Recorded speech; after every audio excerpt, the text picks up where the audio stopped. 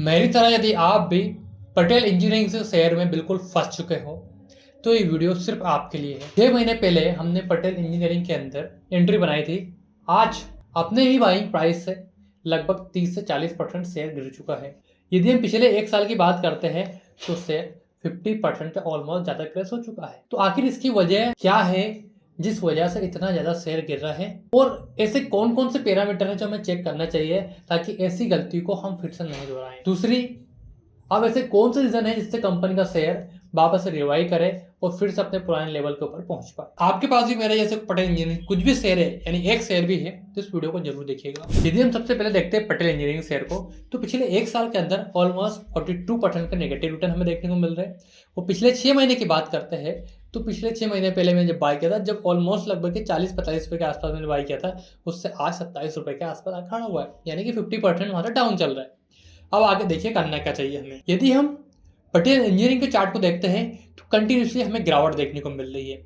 यदि हम इसके ऑल टाइम हाई से लेके आज तक देखते हैं तो कितना गिर चुका है, 63%। और कितने दिन हो चुके हैं, बराबर इसको 700 दिन पूरे हो चुके हैं, यानी कि कितने साल, 1 2 ऑलमोस्ट 3 साल पूरे होने का आए हैं।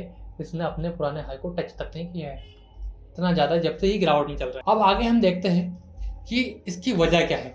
देखिए, इसकी वजह जब आप इसे फंडामेंटल देखेंगे तो आपको क्लियर नजर आएगा। कंपनी का मार्केट कैप महज 2000 करोड़ बचा हुआ, बहुत स्मॉल कैप में आ चुकी, पेनी स्टॉक कैटेगरी में है। दूसरा, उसके पहले हम कंपनी के बारे में बात करते हैं तो क्या काम करती है, डैम बनाती है, ब्रिजेस बनाती है, टनल बनाती है, रोड, पिलिंग वर्क, इंडस्ट्रियल स्ट्रक्चर, इस टाइप के हेवी सिविल इंजीनियरिंग वर्क करती है। अब यदि हम इसके फंडामेंटल को देखते हैं तो देखिए, इसके अंदर हमें देखने को मिल रहा है कि मार्केट कैप तो महज 2700 करोड़ के आसपास का है, पी 7 के आसपास चल रहा है, बिल्कुल नेगेटिव में है। बुक वैल्यू 39 है, यानी अपनी बुक वैल्यू से भी हमें डिस्काउंट पर देखने को मिल रहा है, जो हमारे लिए काफ़ी अच्छी बात है। बट अब समझने वाली बात यह है, आरओई आरओसी दोनों नेगेटिव है, मतलब कोई खास नहीं है। इंडस्ट्रीज पी से कम पर ट्रेड करता हुआ नजर आ रहा है हमें। क्यों आ रहा है उसका रीजन मैं आपको बताऊंगा।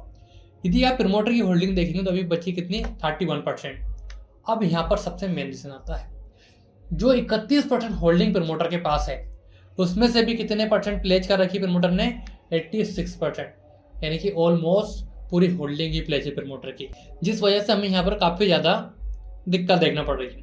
दूसरी, ये 1500 करोड़ रुपए का कर्जा, क्योंकि ये जो 1500 करोड़ रुपए का कर्जा है ये इसको और नीचे ले जाते जा रहा है, और नीचे ले जाते जा रहा है। क्यों ले जाते जा रहा है, क्योंकि कंपनी जो है महज 600-700 करोड़ रुपये सालाना कमा रही है, और जिसमें से 300 करोड़ रुपये का टैक्स दे रही है। 300-400 करोड़ का टैक्स हर क्वार्टर कंपनी को देना पड़ रहा है, जिस वजह से ईयरली का देना पड़ रहा है, जिस वजह से यहाँ पर उसका प्रॉफिट भी कम हो रहा है।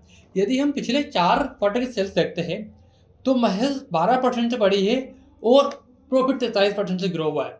वो भी इसलिए हुआ है क्योंकि यहाँ पर ऑपरेटिंग मार्जिन हमें थोड़े बढ़ते हुए नजर आए हैं, और सेल्स में थोड़ी बढ़ोतरी हमें देखने को मिली, क्योंकि इतनी ज़्यादा तेज़ी से यहाँ पर अभी इंफ्रा का काम हो रहा है, जिस वजह से हमें देखने को मिली, पर इतनी कुछ खास नहीं बढ़ी। और इसके पीछे हम और कारण देखते हैं तो देखिए, प्रमोटर की लगातार घटती हुई होल्डिंग हर क्वार्टर, यानी पिछले दिसंबर से लेकर सितंबर क्वार्टर की बात करते हैं, पिछले 4 महीने की, तो पटेल इंजीनियरिंग के अंदर ऑलमोस्ट 5% की इक्विटी बेची गई।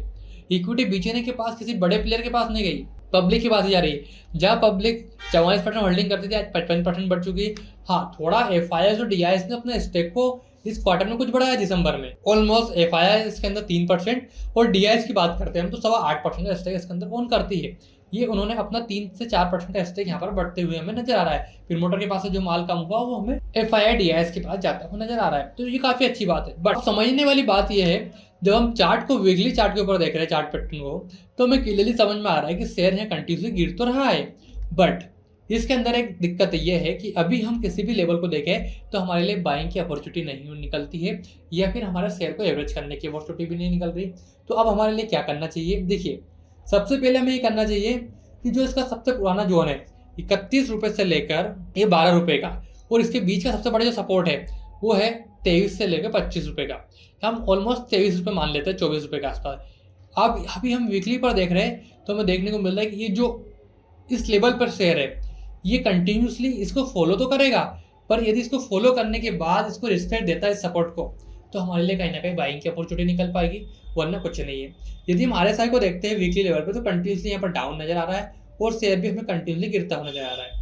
तो अभी हमारे पास जो बाइंग की अपॉर्चुनिटी निकल के आएगी वो इस लेवल पर आ सकती है कितने 23 रुपए के। बट जब हम इसे 1 डे टाइम फ्रेम के ऊपर शिफ्ट करते हैं तो यहाँ पर हमारा पूरा नजरिया चेंज हो जाएगा। क्यों हो जाएगा? क्योंकि इसके अंदर हमें कुछ बाइंग अपॉर्चुनिटी निकल कर आ सकती है। वो बाइंग अपॉर्चुनिटी कहाँ आएगी हमारे पास? 23 रुपए के आसपास की बाइंग अपॉर्चुनिटी आएगी हमारे पास, और वहां से लेके फिर टारगेट हमारे पास आएंगे फिर 30% तक के, यानी कितने रुपए तक के? ऑलमोस्ट 30 रुपए तक के, 30 से 31 रुपए तक के, जिसमें हमारा ऑलमोस्ट प्रॉफिट की बात करते हैं तो 30% के आसपास का प्रॉफिट बन सकता है। मेरे एनालिसिस के हिसाब से मुझे लगता है कि ये शेयर जब 25 रुपए के आसपास मुझे दिखता है तो मैं इसमें अंदर एंट्री बनाना चालू करूंगा। जो मैं बनाऊंगा 23 रुपए तक, 23 से 25 के बीच में खरीदूंगा, और स्टॉप लॉस मेरा रहेगा 22 रुपए। काफी छोटा स्टॉप लॉस मैं इसके अंदर लेकर चलूंगा। 23 रुपए से लेकर 25 रुपए के बीच में मैं बाइंग करूंगा थोड़ी थोड़ी क्वांटिटी में।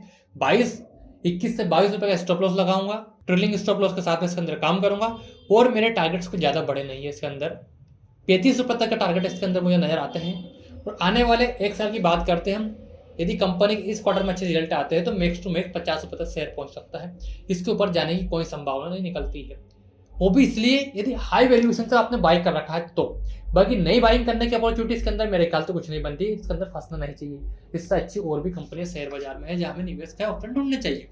बाकी आपके पास किस लेवल से आपने पटेल इंजीनियरिंग के शेयर को बाय कर रखा है कमेंट सेक्शन जरूर बताइएगा। इसके अलावा और कौन सी स्टॉक को आप एनालिसिस चाहिए कमेंट करो, उसके ऊपर हम वीडियो लेकर आते हैं। जल्दी मिलेंगे दूसरे वीडियो में, तब तक ख्याल रखिएगा। चैनल सब्सक्राइब नहीं किया हो तो कर लीजिएगा। तब तक के लिए जय श्री राम।